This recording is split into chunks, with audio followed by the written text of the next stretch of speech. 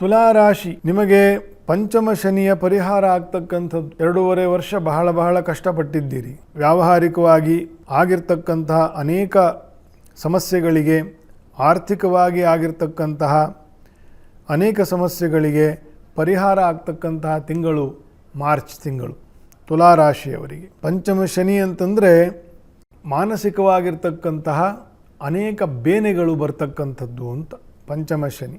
ಅಷ್ಟಮ ಶನಿ ಆರೋಗ್ಯವನ್ನು ಹಾಳು ಮಾಡ್ತಕ್ಕಂಥದ್ದು, ಆಗಲೇ ಹೇಳಿದ್ದೇನೆ. ಜನ್ಮ ಶನಿ ನಿಂತ ನೀರಾಗ್ತಕ್ಕಂಥದ್ದು ಜೀವನ. ಪಂಚಮ ಶನಿ ಅನೇಕವಾಗಿರ್ತಕ್ಕಂತಹ ವಿಷಯಗಳಲ್ಲಿ ಮಾನಸಿಕವಾಗಿ ಯಾವುದೇ ರೀತಿಯ ಸ್ವಸ್ಥತನ ಇಲ್ಲದೆ ಇರತಕ್ಕಂತಹ ಆಗುತ್ತೆ. ಪಂಚಮದಲ್ಲಿ ಶನಿ ಬಂದರೂ ಅಷ್ಟೇ, ರಾಹು ಬಂದರೂ ಅಷ್ಟೇ, ದೋಷವೇ. ಆ ದೋಷ ಪರಿಹಾರ ಆಗ್ತಕ್ಕಂತಹ ತಿಂಗಳು ಮಾರ್ಚ್ ತಿಂಗಳಾಗಿದೆ. ಏಳಿಗೆ ಆಗ್ತದೆ. ಏಕಾದಶದ ಕೇತುವಿನ ಫಲ ಪಡಿತೀರಿ.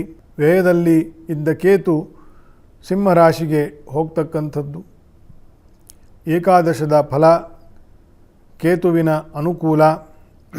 ಮಿತ್ರ ರಾಶಿಯಲ್ಲಿ ಕೇತು ಸಂಚಾರ ಮಾಡಬೇಕಾದ್ರೆ ಕುಟುಂಬದಲ್ಲಿ ಸಂಬಂಧದಲ್ಲಿ ಇರತಕ್ಕಂತಹ ಅನೇಕ ಶತ್ರು ಪೀಡಾ ಪರಿಹಾರ ಆಗ್ತದೆ. ಒಳ್ಳೆಯ ಮನೋಭಾವ ಬರ್ತದೆ. ದೂರ ಆಗಿರ್ತಕ್ಕಂಥವರು ಹತ್ತಿರರಾಗ್ತಾರೆ. ಈ ರೀತಿಯ ಒಳ್ಳೆಯ ಫಲಗಳನ್ನು ಹೇಳಿದ್ದಾರೆ.